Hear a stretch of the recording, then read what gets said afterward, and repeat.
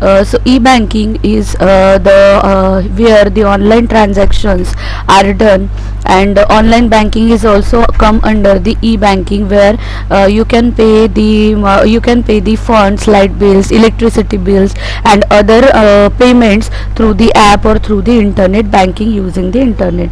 Again, the e-governance is also a type of your information technology, where e-governance is the thing where we can access the rules of the government, we can access the different rules, different sections of the government by using the internet. Okay, so all the government activities, government services get provided through the e-governance, now which are possible from any place with the internet connection. So yeah, this all things like your work from home, then distance learning means your online classes, e-banking, all financial transactions, e-governance means accessing the all government for facilities, services, like your like जैसे हम लोग जो licence होता है, vehicle licence renew कराते हैं, है ना, या फिर हम लोग कोई फॉर्म एग्ज़ाम के लिए अप्लाई करते हैं गवर्नमेंट, वो फॉर्म हम लोग फिलअप कर सकते हैं, ठीक है। जैसे हम लोग अभी हाउस टैक्सेस है, वाटर टैक्सेस है, वो भी हम लोग ऑनलाइन भर सकते हैं।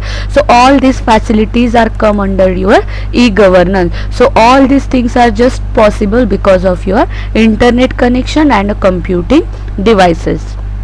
ओके, सो अभी यहाँ पर ये जो कंप्यूटिंग डिवाइसेस है, तो ये कंप्यूटिंग डिवाइसेस जो काम करते हैं, तो कंप्यूटिंग डिवाइसेस काम करते हैं only on the data and information, ठीक है। अभी डेटा और इंफॉर्मेशन जो है, ठीक है, दोनों भी एक ही चीज है, but there is a slight difference between the data and information, that the data is not formatted, means data जो होता है वो प्रॉपर ऑर्डर में अरेंज्ड नहीं होता है, ठीक है। जैसे अगर आप मान लो, जैसे आपका नाम है, ठीक है, अगर जैसे लाइक एक मिनट, हाँ, जैसे अभी मेरा नाम है, ठीक है, तो मुझे अगर मेरा नाम मतलब मेरे नाम का लेटर ये है, ठीक है, अगर इसको मैं रैंडमली अरेंज कर दूं, ठीक है, सो it is not actually the way that I want, मतलब अगर इस लेटर्स को मैं कैसे भी अरेंज कर दूं, सो इसको बोलेंगे हम लोग डेटा, ठीक है। और अगर इसको मैं प्रॉपर सीक्वेंस में अरेंज करती हूँ तो हम लोग इसे कहते हैं योर इंफॉर्मेशन, ठीक है, समझ में आ रहा है। तो वर्ड्स को, लेटर्स को या फिर सेंटेंसेस को किसी भी तरह से अरेंज करना, मतलब किसी भी तरह रखना, दैट इज योर डेटा। पर अगर हम लोग उसी को प्रॉपर ऑर्डर में अरेंज करते हैं, ठीक है, मतलब अगर हम लोग उसको इस तरह से अच्छे से प्रॉपरली अरेंज करते हैं, then it is called as information, ठीक है। तो देखिए, so it is being said that the term data and information are interchangeable and the mean it means they have the same thing, means already I have told you that data और information दोनों भी same चीजें होती है, only the difference is that data can be any character, text, word, number और a raw fact, ठीक है। तो जो आपका डेटा होता है वो कोई भी नंबर, टेक्स्ट या रॉ मटेरियल होता है, रॉ इंफॉर्मेशन होती है, ठीक है। बट जो इंफॉर्मेशन होती है वो प्रॉपरली फॉर्मेटेड मैनर में होती है, जिसका एक कोई ना कोई मीनिंग निकलता है, ठीक है, समझ में आ रहा है। तो डेटा जो होता है वो सिर्फ कोई भी कॉम्बिनेशन, मतलब कोई वर्ड्स लिख दिए, कोई नंबर्स लिख दिए, तो वो हो गया डेटा। पर अगर हम लोग उस वर्ड्स को, नंबर्स को प्रॉपरली अरेंज करते हैं, then that is known as your information, ठीक है। तो अगर अबव एग्जाम्पल में ये जो एग्जाम्पल है, इसके अंदर अगर हम लोग देखेंगे तो जो डेटा है, जैसे डेटा जो है यहाँ पर कुछ वर्ड्स, कुछ नंबर जो है अरेंज किए हैं, पर अगर हम लोग इसको पढ़ेंगे लाइक अंबर 1 2 3 4 XYZ MG रोड कलकत्ता, तो it doesn't make any sense. पर अगर हम लोग उसको प्रॉपरली अरेंज करते हैं, सो XYZ means name of someone, okay, then 1 2 3 4 is the address, okay, or house number, MG road is the address, Amber 84084 is also extended address, the city name and the mobile number. So अगर हम लोग यहाँ पर देखें तो information जो है वो प्रॉपरली अरेंज है एक फॉर्मेट में, वेरस डेटा जो है, जहाँ पर हमको सिर्फ डेटा दिया है, डेटा दिया गया है पर उसको प्रॉपरली अरेंज नहीं किया गया है, ठीक है। सो यहाँ पर समझ में आ गया आपको. सो डेटा जो होता है it is a set of random words. ठीक है, तो डेटा जो है it is a set of random words और random numbers. Okay, but whereas जो आपकी इंफॉर्मेशन होती है वो होती है ऑर्गेनाइज्ड और फॉर्मेटेड फॉर्म के अंदर. ऑर्गेनाइज मतलब अच्छे से प्रॉपरली सीक्वेंस वाइज लिखी हुई जिसका कोई ना कोई मीनिंग बनता है. तो अभी हम लोग देखेंगे कि हमको इंफॉर्मेशन टेक्नोलॉजी के अंदर इंफॉर्मेशन की क्यों नीड है, मतलब हमको क्यों चाहिए डेटा, क्यों चाहिए उस डेटा को प्रॉपरली अरेंज क्यों करना है हमें. ठीक है, so information is required to take a short term and long term decisions and also to make a strategy decision in an organisation. Since we live in information age, information technology has become part of our life. तो अभी information हमको क्यों चाहिए, ताकि हम लोग कोई decisions, कोई स्ट्रैटेजीज जो होती है वो बना सके. देखिए फॉर एग्जाम्पल जैसे आप लोग अभी कॉलेज में जस्ट आप लोगों की एडमिशन हुई है, अगर कॉलेज वालों ने आप लोगों से फॉर्म ही नहीं भर के लिए होते, ठीक है, फॉर्म में आप लोगों ने कुछ इन्फॉर्मेशन ही नहीं फिल की होती, तो किसी को क्या पता चलता कि कौन कहाँ पे पढ़ाई कर रहा है, कौन किस स्कूल में पढ़ाई कर रहा है ना. और अगर आगे जाके हम लोग देख के मतलब अगर आगे जाके कभी काम हुआ, लाइक आपका एजुकेशन अगर हम लोगों को जानना है, तो आपके पास क्या प्रूफ रहता है दैट कि आप वहाँ पे पढ़े हुए हो, ठीक है, या वहाँ पे आपने स्टडी किया है, वो कॉलेज के आप स्टूडेंट हो. तो इन सब चीजों के लिए मतलब प्रॉपर डिसीजंस, प्रॉपर स्ट्रैटेजीज अगर हम लोगों को चाहिए तो उसके लिए हम लोगों को इंफॉर्मेशन होनी बहुत जरूरी होती है. अगर हम लोगों के पास किसी एम्प्लॉयज की, किसी स्टूडेंट की इंफॉर्मेशन ही नहीं है, तो अगर कल को कुछ इमरजेंसी काम आता है, ठीक है, या फिर कल को आपको खुद को प्रूव करना है that you are the person which live in India और you are the person who studied in BDM college. Okay, so there is no proof that you are the student of the college unless and until your information is actually present at the college. तो जब तक आपकी information college के अंदर नहीं present रहेगी तब तक आप लोग जो है वो प्रूव नहीं कर पाओगे कि आप जो हो आप उस कॉलेज के स्टूडेंट हो. ठीक है, तो इसीलिए इंफॉर्मेशन जो होती है वो इंफॉर्मेशन होना बहुत ज्यादा जरूरी होता है. नेक्स्ट अभी देखेंगे हम लोग कि आईटी के अंदर अलग अलग कौन से कॉन्सेप्ट्स आते हैं. ठीक है, तो अभी इंफॉर्मेशन टेक्नोलॉजी के अंदर कौन कौन से कॉन्सेप्ट्स आते हैं वो देखते हैं. इंफॉर्मेशन टेक्नोलॉजी के अंदर सबसे पहला आता है computer. Okay, which is very important. Without computer और without any computing device information technology work करना इट इज इम्पॉसिबल. ठीक है, so now we will study about the computer.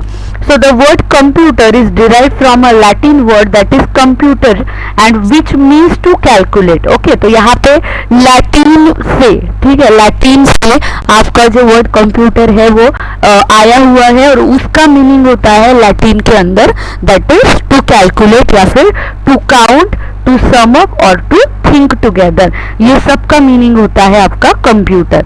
An electronic device which accepts input from the user, process it according to the instructions and given to it and give the required result in the form of output is called as your computer. ठीक है, तो अभी computer की definition आप में से बहुत सारे लोगों को ऑलरेडी पता होगी.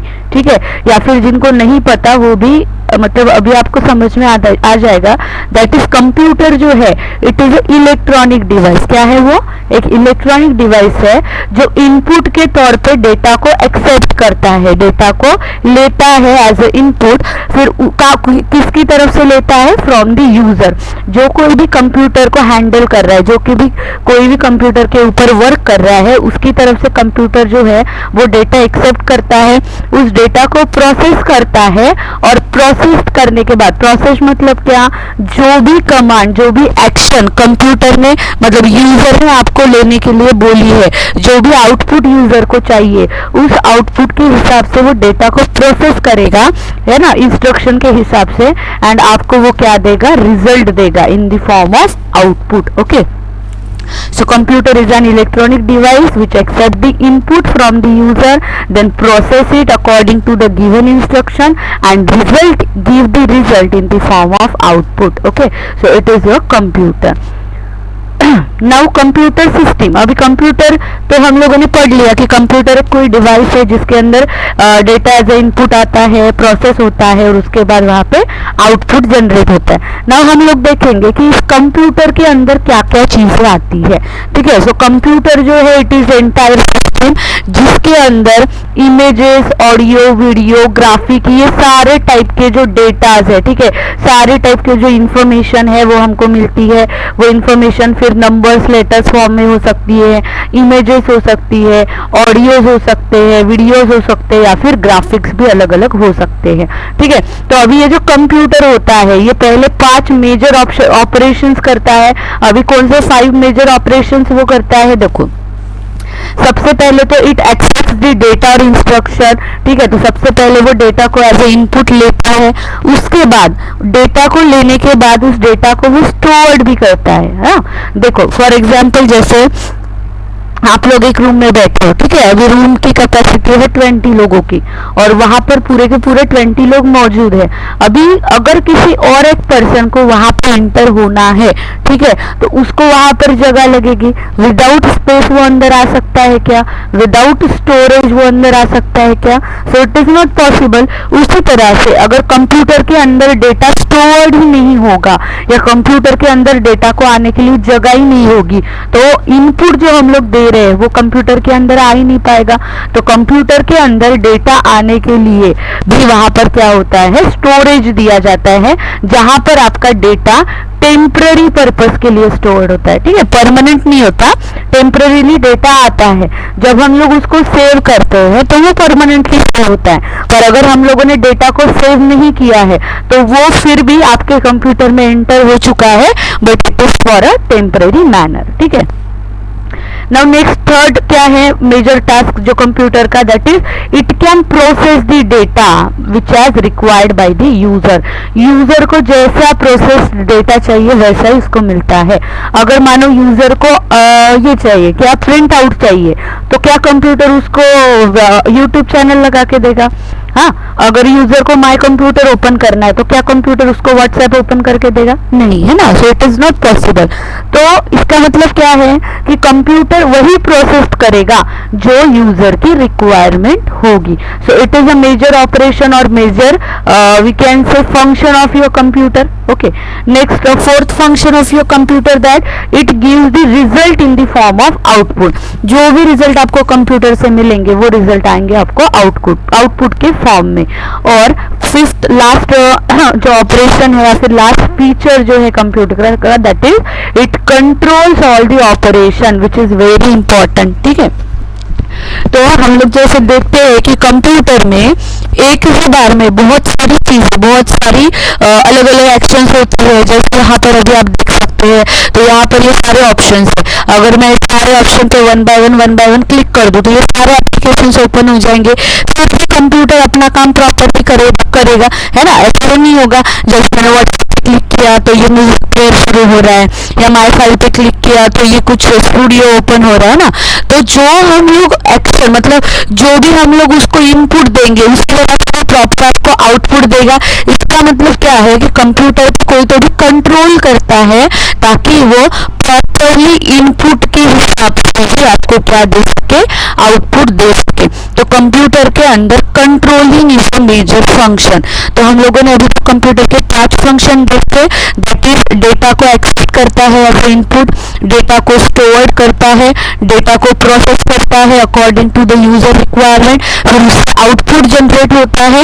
एंड ये सारी चीजें जब होती है, ठीक है, तो ये सारी चीजों के ऊपर कंट्रोल करने का भी काम आपका कंप्यूटर करता है। ठीक है, तो हम लोग अभी यहाँ पर रुकते हैं। So this is what you have learn, but data and information क्या है वो हम लोगों ने देखा।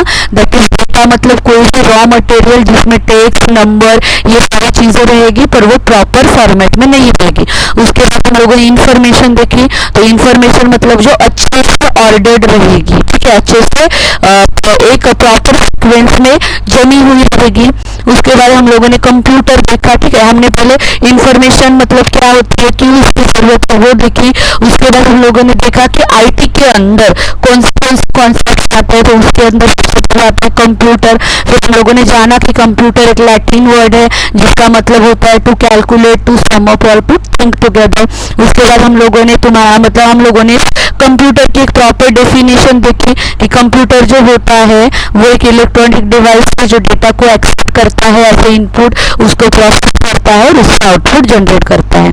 और उसके बाद हम लोगों ने कंप्यूटर के मेजर ऑपरेशंस देखे जहाँ पे वो डेटा एक्सेप्ट करेगा, उसको स्टोर करेगा, उसको प्रोसेस करेगा, आउटपुट जनरेट करेगा और उसके बाद जो भी ऑपरेशन हो रहे हैं उनको कंट्रोल भी करेगा। ठीक है।